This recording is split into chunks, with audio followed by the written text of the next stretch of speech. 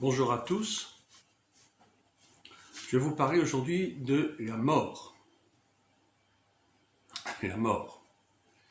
Les liens de la mort, exactement. Et pour cela, j'ai choisi deux passages, tous deux dans l'évangile de Jean. Le premier qui traite de la mort et de la résurrection de Lazare. Et puis ensuite, au chapitre 20 de Jean toujours, la question de la mort et de la résurrection de Jésus. Et nous allons voir comment on peut interpréter ces deux textes et voir un peu justement la différence qu'il y a entre la mort de Lazare et sa résurrection et la mort de Christ et sa résurrection. Il s'agit donc de parler des liens de la mort. Nous vivons en fait spirituellement dans les liens de la mort, je parle ici de mort non pas physique mais spirituelle, jusqu'à ce que nous naissions de nouveau. La nouvelle naissance en fait est un passage de la mort, c'est-à-dire à notre ancienne vie qui était une vie de péché, une vie de méconnaissance de Dieu, d'ignorance. Donc passage de cette ancienne vie à une vie nouvelle. Et ce passage est donc une résurrection. La vie nouvelle en Christ est une résurrection, passage de la mort de notre ancienne vie à la nouvelle vie. La mort de Christ et sa résurrection sont le fondement de notre foi et de notre vie en lui. Nous sommes le fruit de la mort de Jésus et de sa résurrection, bien entendu. Si nous sommes chrétiens aujourd'hui, c'est grâce à la mort et à la résurrection de Christ. L'apôtre Paul nous dit que si Christ n'est pas ressuscité, alors notre foi est vaine. Notre foi est basée non sur la mort seulement, parce que en cette mort nous obtenons le pardon de nos péchés, c'est-à-dire la repentance, mais bien plus sur la résurrection. Bien sûr que la mort est indispensable, sans mort il n'y a pas de résurrection, et sans résurrection, bien entendu, c'est qu'il n'y a pas eu de mort. La mort signifie donc la repentance et le pardon des péchés par le sacrifice expiatoire de Christ. Et la résurrection, exprime notre nouvelle naissance et notre marche en nouveauté de vie avec Christ.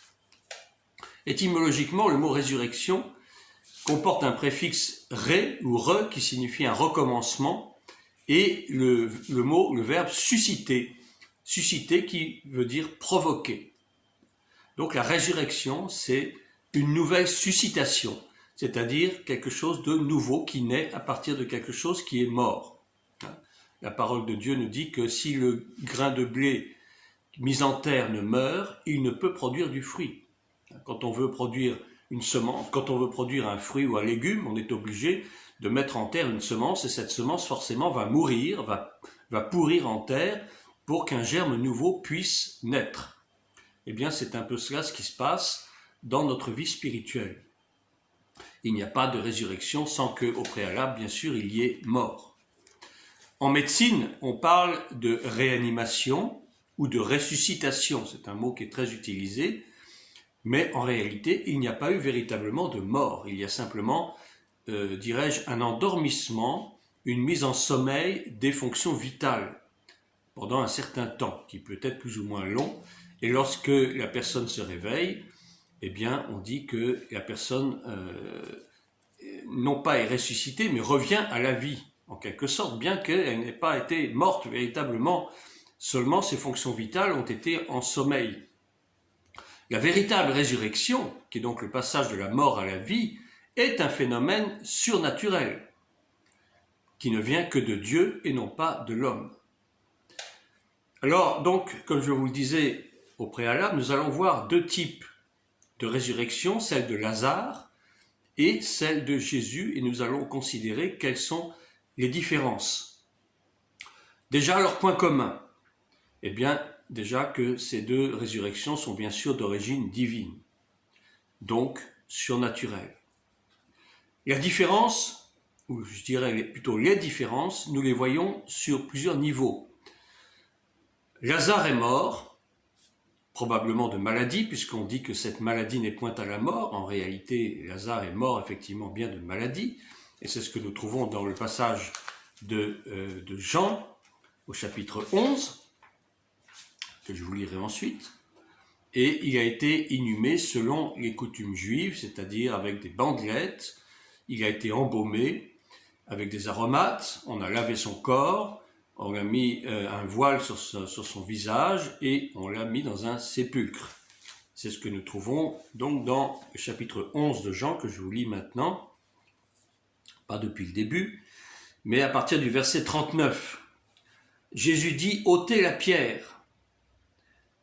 Marthe, la sœur du mort, lui dit « Seigneur, il sent déjà, car il y a 4 jours qu'il est là. » Jésus lui dit « Ne t'ai-je pas dit que si tu crois, tu verras la gloire de Dieu ?» Ils ôtèrent donc la pierre. Et Jésus leva les yeux en haut et dit « Père, je te rends grâce de ce que tu m'as exaucé.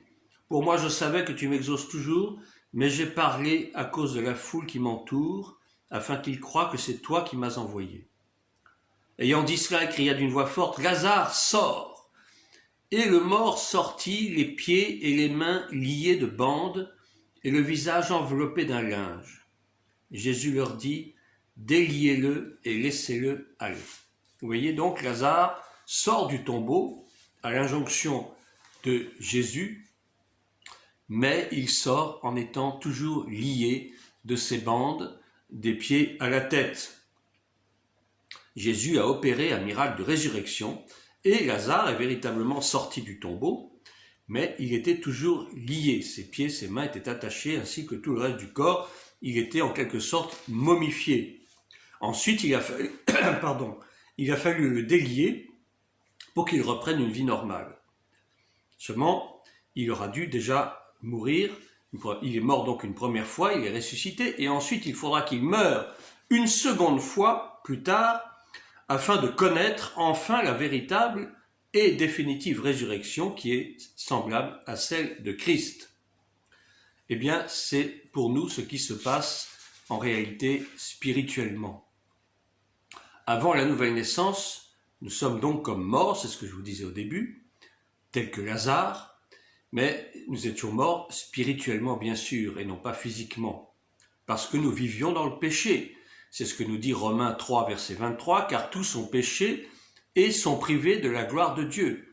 Et un peu plus loin, Romains 6, toujours, il est dit que le salaire du péché, c'est la mort. Donc depuis notre naissance terrestre, eh bien, spirituellement, nous étions morts. Mais lorsque nous avons accepté Christ, alors est venu le processus de la nouvelle naissance, mais malheureusement, les liens du péché étaient toujours présents. Nous avons hérité quelque part des liens de nos parents. Et nous devons nous défaire de ces liens. Pour que notre résurrection en Christ soit complète, eh bien, il faut que ces liens soient défaits, tout comme il a fallu défaire les liens de Lazare pour que Lazare puisse reprendre le cours d'une vie normale.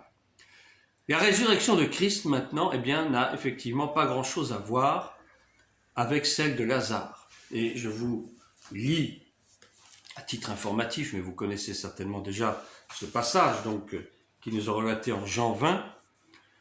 En Jean 20, à partir du premier verset, le premier jour de la semaine, Marie de Magdala se rendit au sépulcre dès le matin, comme il faisait encore obscur, et elle vit que la pierre était ôtée du sépulcre. Bon, je passe au verset 5 directement. S'étant baissé, alors là il s'agit de Pierre, qui finalement arrive aussi au tombeau. S'étant baissé, il vit les bandes qui étaient à terre, cependant il n'entra pas. Simon-Pierre qui le suivait arriva et entra dans le sépulcre. Il vit les bandes qui étaient à terre, et le linge qu'on avait mis sur la tête de Jésus, non pas avec les bandes, mais plié dans un lieu à part. Alors l'autre disciple qui était arrivé le premier au sépulcre, donc c'était pas Pierre, c'était un autre disciple, mais on ne dit pas qui c'était. Probablement André ou un autre, peu importe. Alors l'autre disciple qui était arrivé le premier au sépulcre entra aussi, il vit et il crut. Donc voilà ce qui se passe.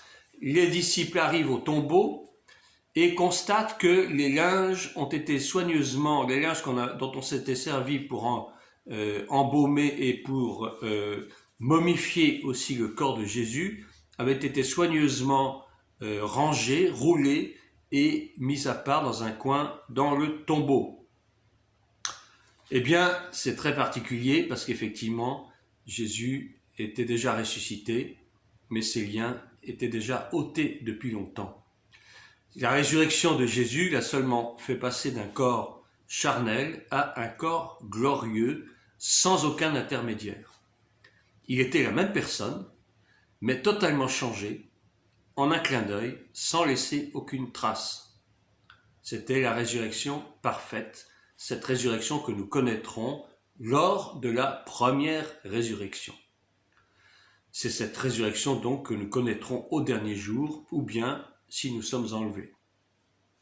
En attendant, nous avons déjà le potentiel de la résurrection en nous, car nous avons en nous Christ qui est la vie et qui nous a donné la vie. Mais notre vie est toujours subordonnée à notre façon de marcher avec Christ. C'est pour cela que, même si nos liens sont défaits, il nous faut prendre garde à ce qu'ils ne réapparaissent pas pour nous remettre sous le joug de la corruption.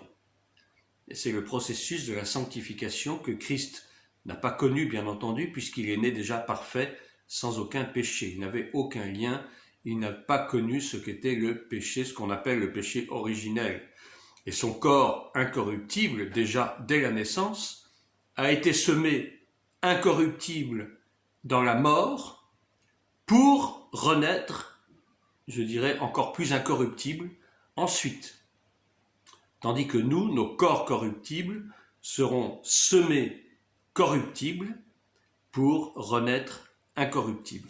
Voilà, c'est toute la différence qu'il y a entre la mort et la résurrection de Lazare, qui était un homme comme nous, qui est né dans le péché, qui est mort dans le péché, si l'on peut dire, mais que Jésus a ressuscité et auquel il a fallu retirer les liens pour qu'il puisse reprendre une vie normale. Tandis que Christ, qui n'a pas connu le péché, il était pur dès sa conception par le Saint-Esprit, puisque c'est le Saint-Esprit qui l'avait conçu dans la matrice maternelle de Marie, cette naissance qui venait d'en haut, donc, qui n'a pas connu le péché, toute sa vie durant, il n'a pas connu le péché, il n'a pas connu la corruption, eh bien, sa mort a été pour nous indispensable, puisque c'est par sa mort que nous avons connu l'occasion de pouvoir vivre en lui et de pouvoir de nouveau connaître un jour la résurrection qui fait de nous des êtres incorruptibles. C'est par la mort en Christ, la mort au péché, que nous avons la possibilité de naître, déjà de naître de nouveau, c'est-à-dire de ressusciter à une vie nouvelle et de vivre en nouveauté de vie jusqu'à ce qu'au temps marqué, nous mourions de nouveau, si d'ici là l'enlèvement n'a pas eu lieu, et que si nous mourons sur cette terre, eh bien nous puissions ressusciter incorruptibles lors de la première résurrection, être délivrés à jamais de tout lien, de toute corruption. Que Dieu vous bénisse, à bientôt.